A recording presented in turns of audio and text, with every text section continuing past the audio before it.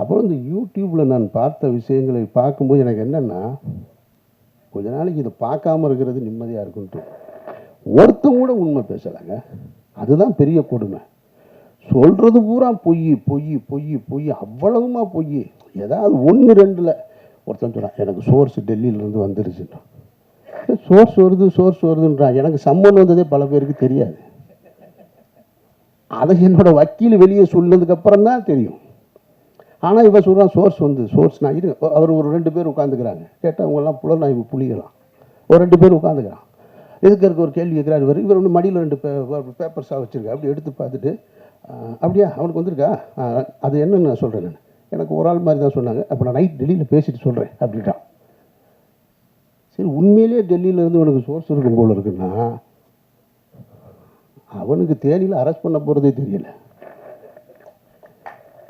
அதுதான் பெரிய கொடுமை. சரி, மடியில் 2-4 பேப்பர் இருக்குது. என்னடா பரட்டி பரட்டி பார்த்து ஏதோ சொல்கிறான் போல இருக்குது. சரி, ஏதோ இதிலிருந்து வந்திருக்கும் போல இருக்குது. இருக்கலாம் இல்லையா? ஏதோ காவல்துறையில் இருந்தா சொல்கிறாங்க, ஏதோ உளவுத்துறையில் இருந்தால் சொல்கிறாங்க. உண்மையிலே சோர்ஸ்லேருந்து வந்துருக்கு. விசாரணை பார்த்தா அவர் படித்து சொன்னது தினமலர் பேப்பர். ஐய, இவ்வளவு அபத்தமாக இருக்கும். இதைத்தனம் 2 லட்சம் பேர் பார்க்கலாம். அதுதான் பெரிய கொடுமை. ஒரு பொய் செய்தியை தினம் 2 லட்சம் பேர் நீங்கள் பார்த்து, அதில் கீழே பார்த்தீங்கன்னா எப்போ அமீரை கைது செய்வீங்க, எப்போ அமீரை கைது செய்வீங்க. இப்போ கடைசியாக நேற்று ஒருத்தன் கேட்டிருக்கான், ஏங்க நாங்கள் 3 மாதமாக வெயிட் பண்ணுறோம், அமீரை கைது பண்ணவே மாட்டேன்னு. அவன் அவ்வளவு ஆவலாக இருக்கான் என் மேலே. சரி, நாங்கள் என்ன கைது, நான் சிறைக்கு என்ன புதுசா? சிறைக்கு போக அப்பவும் தயாராக இருந்தேன், இப்பவும் தயாராக இருக்கேன். ஆனால் நான் வெறுக்கிற ஒரு குற்றத்தில் என்னை தொடர்புபடுத்துவதை நான் கொஞ்சம் கில்ட்டியாக ஃபீல் பண்ணுறேன். அவங்கள பொறுத்த மட்டும், அந்த அதிகாரிகள் என்னுடைய விசாரணை நடத்துனதை பொறுத்த மட்டும், என்னை பொறுத்த மட்டும் ரொம்ப நேர்மையாக தான் நடத்தினாங்க. நான் இந்த இடத்துல அதை சொல்லியே ஆகணும். இது அரசியல் அழுத்தம் இருக்குது, அரசியல் அழுத்தம் இல்லை அப்படின்றதெல்லாம் தாண்டி என்னிடம் அவர்கள் மிக கண்ணியமாக தான் நடந்து கொண்டாங்க. கொஞ்சம் கூடுதலாக இருக்குது. நான் மனசு வலிக்கிறது மாதிரியான கேள்விகளை கேட்டாங்களான்னா நிச்சயமாக கேட்டாங்க. ஒரு இடத்துல கலங்கி போய் நின்னா அப்படின்னு கேட்டால் கலங்கி போய் நின்னேன். ஆனால் அது அவர்களுக்கு என்னை காயப்படுத்தணுன்ற நோக்கம் கிடையாது. அதை நான் அவங்ககிட்ட வெளியே வந்து சொன்னேன். நான் டிஸ்டர்ப் ஆனேன்னா, ஆமாம் டிஸ்டர்ப் ஆனேன். நான் வேதனைப்பட்டேனா, ஆமாம் வேதனைப்பட்டேன். நான் சஃபர் ஆனேன்னா, ஆமாம் பட்டேன். ஆனால் அவங்களுடைய டியூட்டி அது, அவர்களுடைய வழக்கமான டியூட்டி. அப்போ எப்படி தான் குற்றவாளியை கண்டுபிடிப்பாங்க? என்னை மாதிரி ஒரு ஆள் போனவுடனே என்கிட்ட இலகுவாக நடந்துக்கிட்டா நான் குற்றத்தில் தொடர்பு இருக்கா இல்லைன்னு எப்படி கண்டுபிடிக்க முடியும்? அதனால் அவங்க டியூட்டியை தான் செஞ்சாங்க. விசாரணை முடிவுலையும் அதை தான் சொன்னாங்க. பர்சனலாக எந்த இதுவும் கிடையாது, எங்கள் டியூட்டியை செஞ்சோம். அந்த வகையில் என்சிபி ஆஃபீஸர்ஸ் எங்கிட்ட கண்ணியமாக நடந்துக்கிட்டாங்க.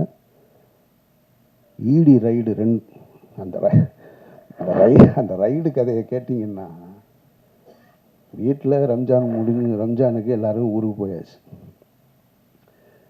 இதை நீங்கள் தெரிஞ்சுக்க, ஊடகங்கள் பத்திரிகையாளர்களுக்கு இருக்க வேண்டிய இதையும் மற்ற எல்லாரும் தெரிஞ்சுக்கணும். இதை சொல்கிறேன், எவர்களுக்குமே உண்மையான ரீசன் தெரியாதுங்க. அதுதான் உண்மை. நான் சொல்கிறேன், நான் இந்த வழக்கில் தொடர்புடையவனாக இருக்கிறதுனால சொல்கிறேன். அதிகாரிகளை தவிர வேறு யாருக்குமே தெரியாது.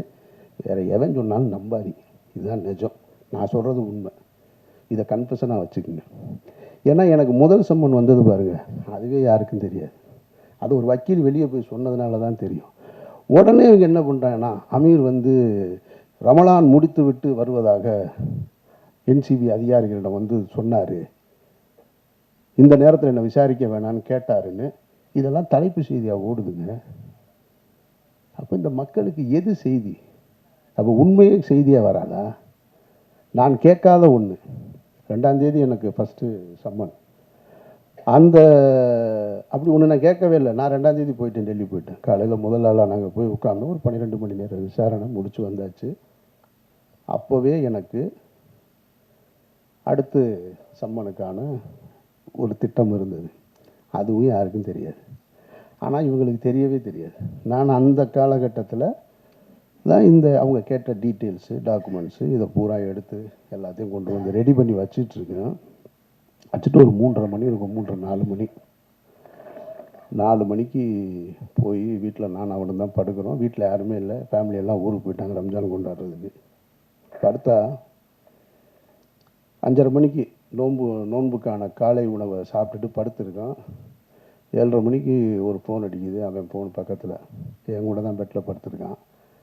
அடிக்குது. அப்புறம் கட் பண்ணிட்டான். திருப்பி ஒரு 1.5 மணி நேரம் கழித்து ஃபோன் அடிக்குது. பார்த்தா என் பக்கத்தில் இருந்தவனை காணாம். சரி, நான் தூங்குறேன். திடீர்னு எழுப்புறான். நான் கொஞ்சம் லைட் இருந்தால் தூங்க மாட்டேன். அதனால் நல்லா டார்க்காக ஸ்க்ரீனை போட்டு படுத்துருப்பேன். தட்டி எழுப்புறான் சச்சான்னு.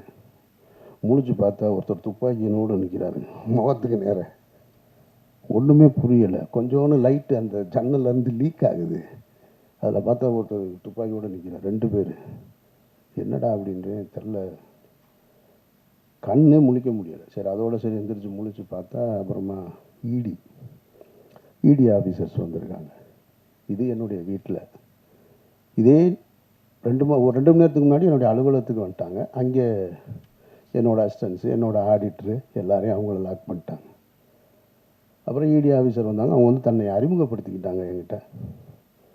நான் தான் இடி டைரக்டர்னு. ஒரு லேடி ரொம்ப கண்ணியமாக நடந்துக்கிட்டாங்க, ரொம்ப மரியாதையாக நடந்துக்கிட்டாங்க. நான் முகத்தை கழுவிட்டு வர்றேங்கன்னு முகத்தை கழுவிட்டு வந்து உட்காந்து அவரோட பேசிக்கிட்டு அன்றைக்கு 12 மணி வரைக்கும் அன்றைக்கும் போச்சு. அன்றைக்கும் விசாரணை முடிச்சுட்டு நான் இங்கேருந்து மதுரை போயிட்டேன். மதுரை போய் ரமலான் ப்ரேயரை முடிச்சுட்டு அங்கேருந்து அதுக்கப்புறமா திரும்ப ஓட்டு போட போனேன். அப்போ தான் பத்திரிகையாளர்கள் முறையாக சந்திக்கக்கூடிய சூழல் ஏற்பட்டது. அதுக்கு பின்னால் இப்போ வரைக்கும் நான் சொல்கிறேன். இதை ஏன் சொல்கிறேன்னா, இதன் பிறகும் எனக்கு ஒரு சம்மன் வந்திருக்கு. இந்த புலனாய்வு புலிகள்லாம் எங்கே போனாங்கன்னு தெரியல. நீ உண்மையிலே சோர்ஸ் உனக்கு சொல்லுதுன்னா, உனக்கு உண்மையிலே செய்தி வந்திருக்குன்னா, எனக்கு சம்மன் வந்தது ஏன் யாருக்குமே தெரியலை. நான் பர்பஸாக சொல்லவே இல்லை. என்ன தான் நடக்குதுன்னு பார்ப்போம். எவன் தான் கண்டுபிடிச்சி சொல்கிறான்னு பார்ப்போம். ஒருத்தர் சொல்லணும்ல, ஆமாம் இன்றைக்கி வந்திருக்குன்னு. அந்த சம்மனுக்கும் போய் 10.5 மணி நேரம் நான் விசாரணை முடிச்சுட்டு தான் இங்கே வந்திருக்கேன். அவருக்கு வந்து ஒருத்தன் சொல்கிறான் 10 ஆண்டுகளாக வந்து அவருடைய குடும்ப செலவு பூரா அவர் தான் பார்த்துக்கிறார். ஒருத்தன் ஆஃபீஸ் அவர் தான் ரன் பண்ணுறாங்க. என்னென்னமோ சொல்கிறேன். இந்த இருக்கான் எங்கள் அண்ணன் இந்த கூட்டத்துக்குள்ளே எங்கேயோ உட்காந்துருக்கான். அவன் கேட்குறான், இல்லையே கடந்த 10 நாளில் நான் என்ன செஞ்சிட்ருக்கேன் தெரியுங்களா? டெல்லி விசாரணை, என்சிபி விசாரணை, இடி விசாரணை. இதுக்கு நடுவுலலாம் தினம் ஏதாவது ஒரு கடைக்கு போய் பர்ச்சேஸ் பண்ணிக்கிட்டே இருக்கேன். ஒரு 4 ஜீன்ஸ் வாங்க, 4 சட்டை வாங்க, 4 ஜீன்ஸ் வாங்க, சட்டை வாங்க. அவன் கேட்டான், என்ன சார் டெய்லி போகிறீங்க, ஏதாவது வாங்கிட்டு வர்றீங்க, என்ன பண்ணுறதுன்னு தெரில. குடிக்கிற பழக்கம் இருந்தால் குடிக்கலாம், இல்லை வேறு எங்கேயாவது ஒரு அவுட்லெட் இருந்தால் அங்கே போகலாம்.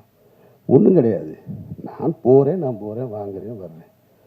இன்னொருத்தரை நம்பி, இன்னொருத்தருடைய பணத்தை நம்பி, அதுவும் குற்ற பின்னணியோடு இருக்கிறவரோட நம்பி வாழ வேண்டிய நிர்பந்தம் எனக்கு ஏற்படும். நான் அப்படி ஒரு வாழ்க்கையை வாழணும்னு விரும்பவும் இல்லை. இதையெல்லாம் உங்ககிட்ட சொல்லி நான் நிரபராதி, என்னை நீங்கள் நம்புங்க அப்படின்றதுக்காகவும் சொல்லலை. நான் யாருடைய பொருத்தத்தையும் விரும்பி வாழலை. என்னுடைய இறைவனுடைய பொருத்தத்தை விரும்பி தான் வாழ்கிறேன். ஒரு உண்மையான மனிதர்களுக்கு கஷ்டம் ஏற்படும் போது எல்லாரும் என்ன நினைப்பாங்க தெரியுமா? எனக்கு மட்டும் ஏன் இப்படி நடக்குது அப்படின்னு கேட்டால் அவன் அவநம்பிக்கையாளன். எனக்கு ஏன் நடந்ததுன்னு நின்று யோசிக்கிறான் பாருங்க, அவன் தான் இறை நம்பிக்கையாளன். நான் இறை நம்பிக்கையாளன், நான் அவநம்பிக்கையாளன் இல்லை. எனக்கு இது ஏன் நடந்துச்சுன்னு தான் நின்று யோசிக்கிறேன். நான் எந்த இடத்துல தவறுன்னு, எந்த இடத்துல நான் இந்த தடம் மாற ஒரு சூழல் வந்தது, ஏன் இந்த இந்த குற்றப்பின்னணியோட சந்தேக நிழல் என் மேலே விழுகுது, அப்படி தான் நான் பார்த்துட்டு. அதனால் நான் என்னை இங்கிருந்து இன்னும் சரி செய்து கொள்ள வேண்டிய பொறுப்பு இருக்குது. அதனால் நிறைய நான் அதை நோக்கி தான் பயணிக்கிறேனே தவிர மற்றபடி எதுவுமே என் மைண்டில் கிடையாது.